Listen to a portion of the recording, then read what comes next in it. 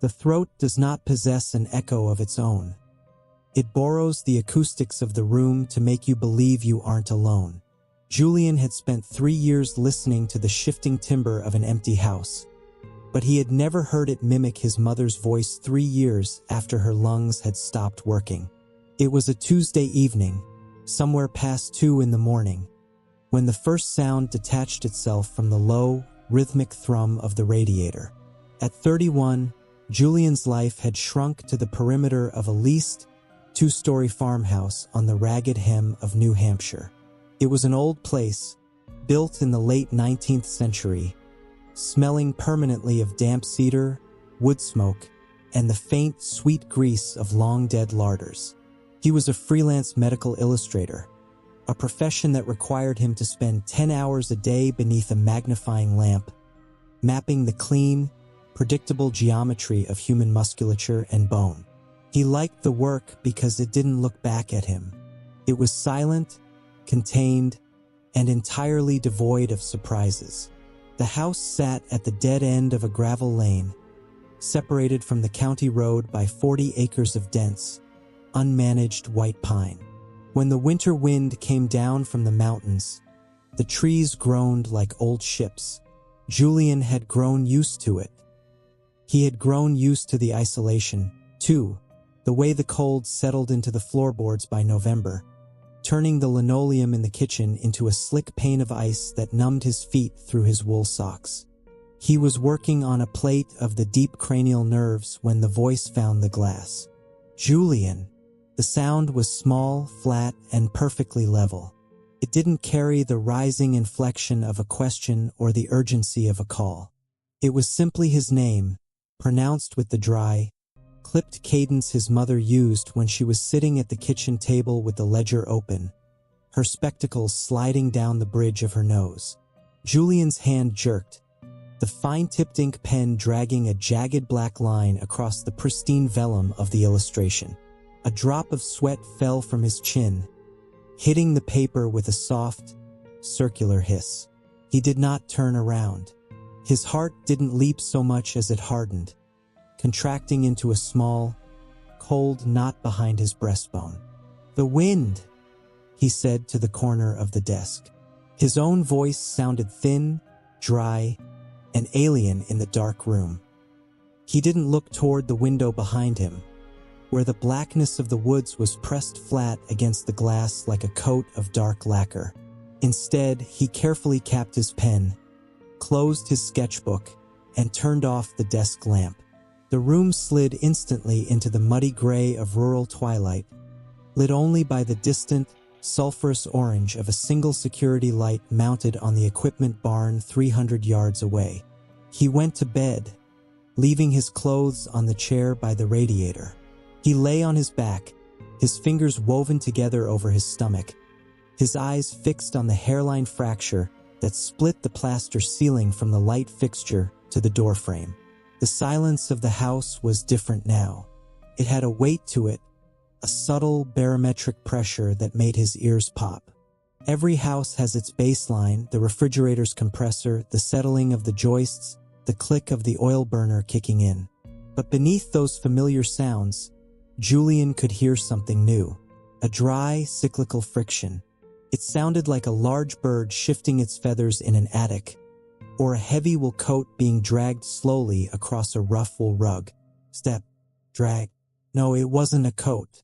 It was the sound of someone walking on the uncarpeted porch outside his first-floor bedroom window. But the steps didn't have the crisp, hollow report of boots on cedar. They were soft, damp, and irregular, as if whatever was putting its weight down didn't have heels. Julian didn't move. He didn't reach for the flashlight on the nightstand. He remembered what his grandfather had told him when they were hunting in the bogs near the Canadian border 20 years ago. Old, superstitious nonsense that Julian had laughed at when he was a teenager.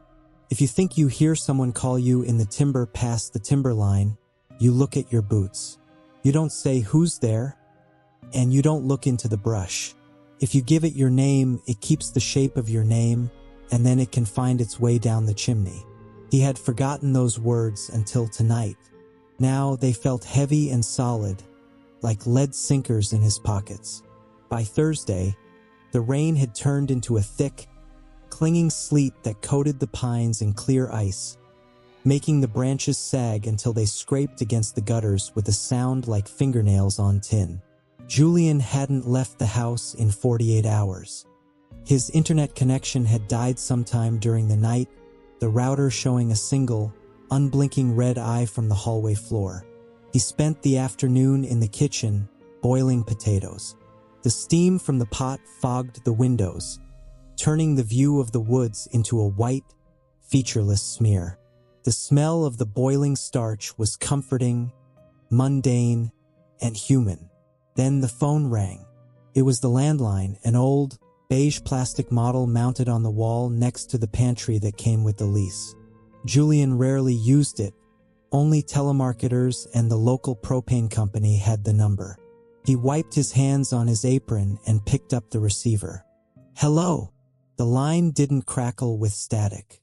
It was perfectly clear, but it possessed an immense, empty depth, like someone had dropped a microphone down a dry well. For 5 seconds, there was nothing but the sound of someone breathing slow, shallow inhalations that carried a faint, wet click at the end of each cycle, like saliva pooling under a tongue. "Julian," the voice said. It wasn't his mother this time. It was Sarah. Sarah was the woman he had lived with in Boston before the illustration work failed and the city became too expensive to breathe in. They hadn't spoken in 14 months, but the voice on the line had her specific, soft lisp, the way her tongue caught on the L in his name. A private, intimate detail that no stranger could mimic. "Sarah?" Julian's hand tightened around the plastic receiver until it groaned. "Is that? How are you calling this number? I didn't give you." "Julian, it's cold out here," the voice interrupted. The tone was perfectly flat, devoid of the emotional nuance of a real person. It sounded like an actor reading from a script they didn't understand, or a parakeet repeating a phrase it had learned by rote. "The gravel is very sharp. My shoes are gone. Come to the mudroom." Julian's tongue felt thick, like dry flannel. He looked at the window next to the stove. The condensation was running down the glass in long, clear tracks, and through the blur, he could see the silhouette of the equipment barn. "This isn't funny," Julian whispered, his voice cracking. "Who is this?" The line didn't click shut. The voice simply stopped speaking, but the breathing remained. In click. It was louder now, closer to the receiver, as if whoever was on the other end had pressed their lips against the plastic mesh of the mouthpiece. Julian slammed the phone back onto its cradle. It rang again instantly. He didn't answer it. He walked into the pantry, found a pair of heavy kitchen shears, and severed the gray wire where it entered the wall box. The phone died mid-ring, the final bell lingering in the quiet kitchen like a dying nerve. He stood in the center of the kitchen, his heart hammering against his ribs, his breath coming in short, jagged gasps. The house felt smaller now, the walls leaning inward, the cedar smell growing rancid, like wood that had been soaked in oil and left to rot in a cellar. He went to the sink and turned the cold tap, intending to splash his face, but the water that came out was dark, rusty brown, carrying a sharp, sulfurous odor that made him turn away. He didn't eat the potatoes. He went back to his studio, locked the door from the inside, and sat beneath the magnifying lamp. The paranoia began to take on a physical shape. He felt a burning, localized itch between his shoulder blades, an absolute certainty that someone was standing in the unlit hallway outside the studio door, their forehead pressed against the wood, listening to the scratch of his pen. He tried to focus on his work, but his hands were shaking too badly to draw the delicate lines of the capillaries. He found himself looking at his own anatomical drawings, the cross-sections of the larynx, the vocal cords, the complex musculature that allows a human being to shape air into meaning. He realized, with a cold spike of dread, how simple it was. It was just tissue, just air passing over wet meat. If something didn't have its own throat, it would have to find one. It would have to borrow the shape of a mouth that had already been formed. At 9 p.m., the power went out. The magnifying lamp died with a dull click, and the house was cast into absolute, suffocating darkness.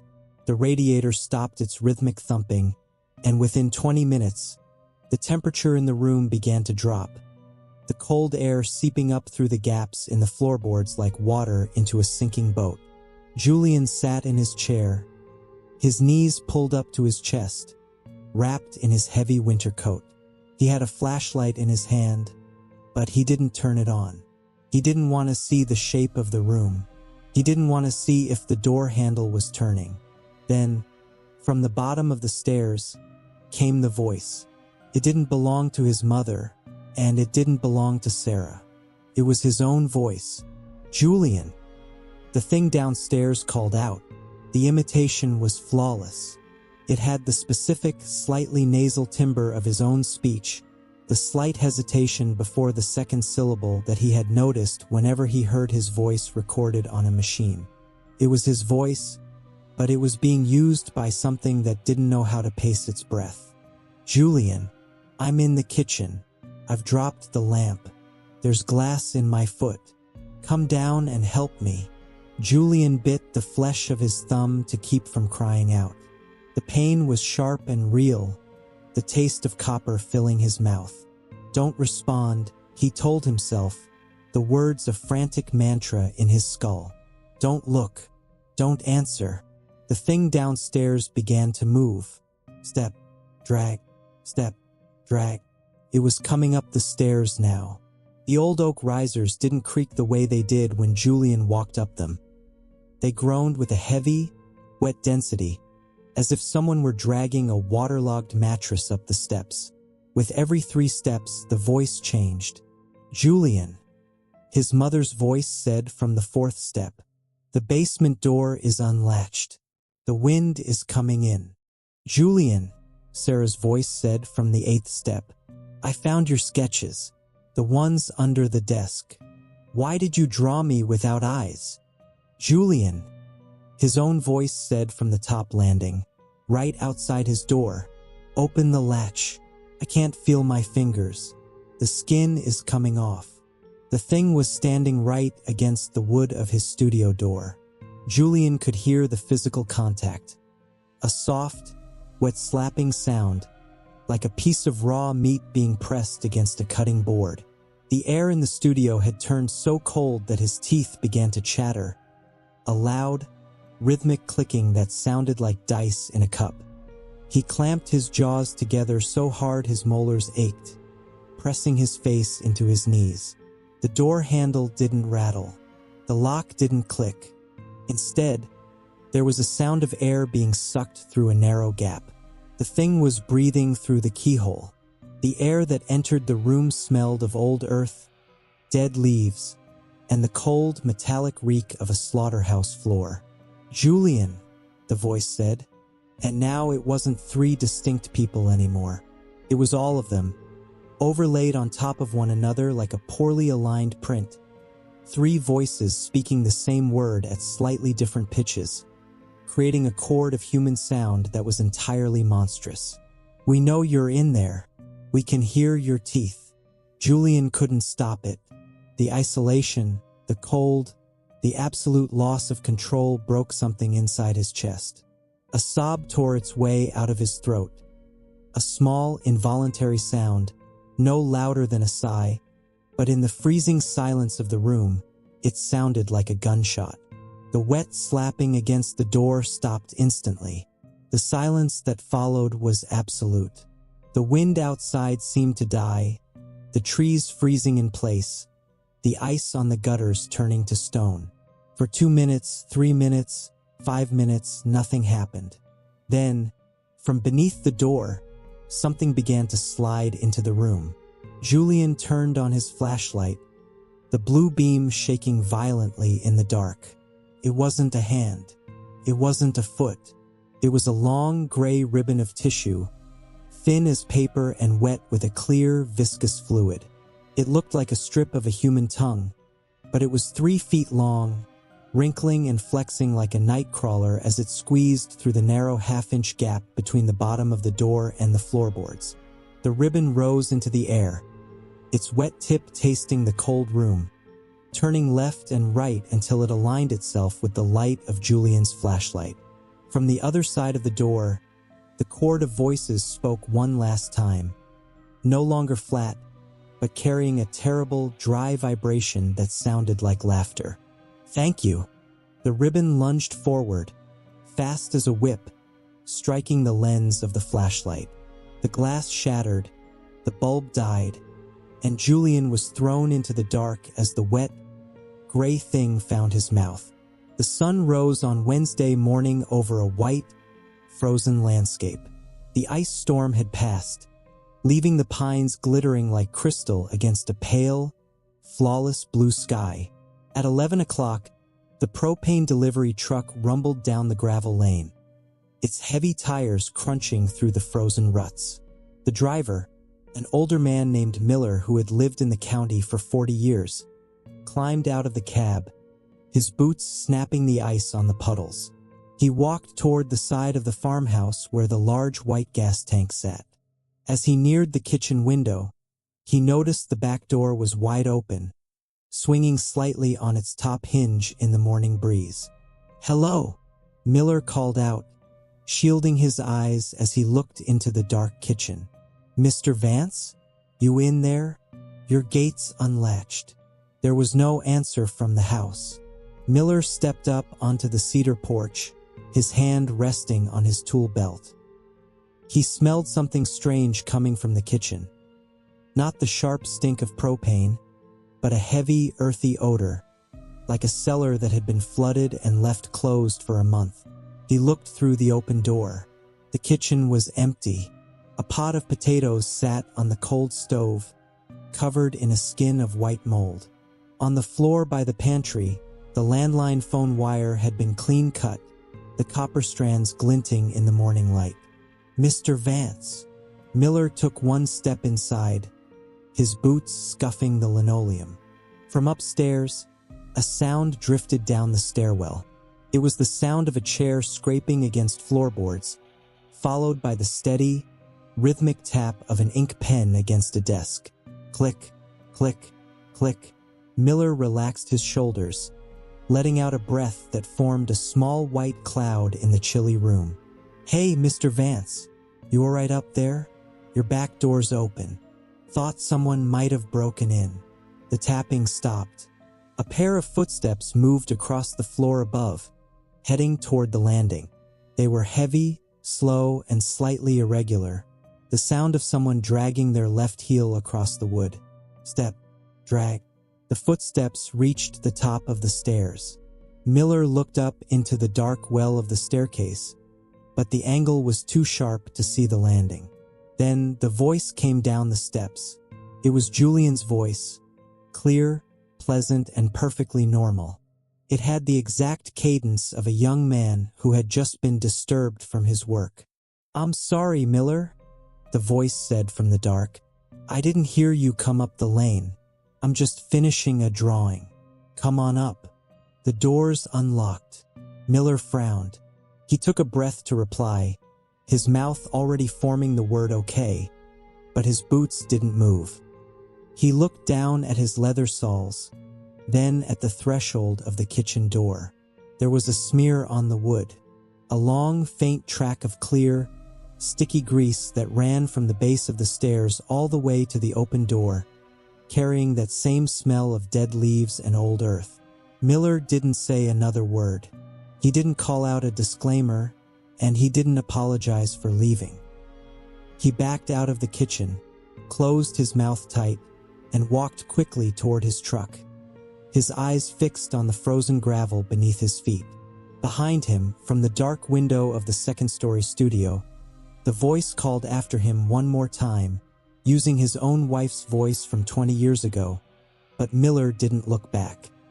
He started the engine, threw the truck into reverse, and tore down the lane, leaving the farmhouse to the silence of the pines.